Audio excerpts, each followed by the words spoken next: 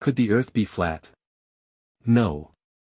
Since 1954, the United States Naval Research Laboratory has had photographs of Earth taken from space, and these images were captured 30 years before Photoshop even existed. At the same time, there are photographs and video frames taken independently by countries and institutions such as China, the Soviet Union, Russia, Turkey, Japan, and the European Union, many of which have historically been rivals or even enemies. These images were captured at different times, using completely different technologies. This is an undeniable fact. In fact, think about this. The Middle Ages are often described as a dark period dominated by anti-scientific thinking and regressive ideas. But even during that time, the vast majority of people did not believe the Earth was flat. We have known that the Earth is spherical for over 2,200 years. This is not new knowledge. However, with the rise of social media, where everyone is handed a microphone, all kinds of ideas can now find an audience. And simply because people are listening, some begin to believe that what they're saying must have meaning or value, even when it doesn't. At the forefront of this are flat Earth believers. As hard as it may be to believe, there is still a small but very loud group of people today who genuinely believe the Earth is flat. To support their beliefs, they challenge standard astronomical models and attempt to show that these models supposedly fail to explain everyday observations. Their main goal is not to discover truth, but to employ a logical fallacy known as poisoning the well. They flood the internet with misleading claims designed to confuse ordinary people, especially those without a strong scientific background, so they can attract followers, gain attention, sell products, and grow their influence. In this video, I will not attempt to debunk every single flat Earth claim. Over the years, so many absurd arguments have been put forward that even covering the most famous ones would take hours. What do flat Earth believers actually believe? Flat Earth beliefs vary slightly from person to person, but at their core, they all claim that the Earth is not a sphere, but a flat disk. Many believe that what we call the North Pole lies at the center of this disk, with all continents spread outward from that point.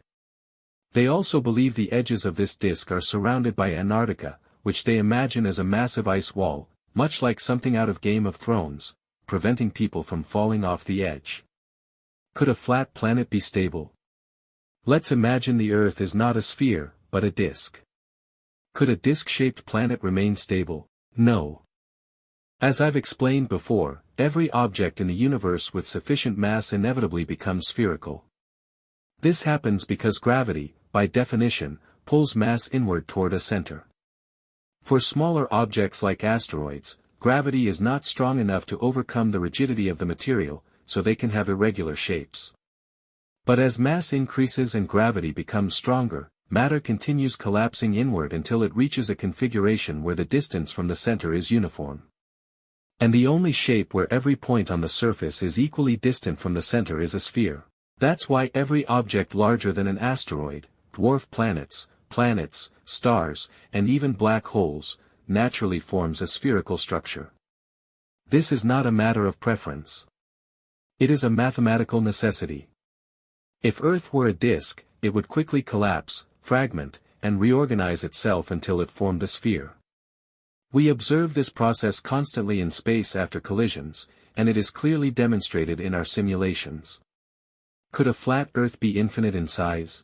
Some flat Earth believers attempt to solve this problem by claiming that the supposed disk of Earth is infinite, or nearly infinite in size. In that case, according to Gauss's law, gravity would point downward everywhere with a constant strength. But why would only Earth be infinite? And if Earth were infinite, how could it have formed in the first place? While mathematics allows us to describe infinite objects, we know that in the physical universe, no object can have infinite length, mass, or density. Moreover, we can personally verify that Earth is not infinite and has a curved surface simply by traveling. By boarding a plane or a ship and continuously moving in one direction, for example, always heading east, we can confirm using a compass and a gyroscope that we are not changing direction.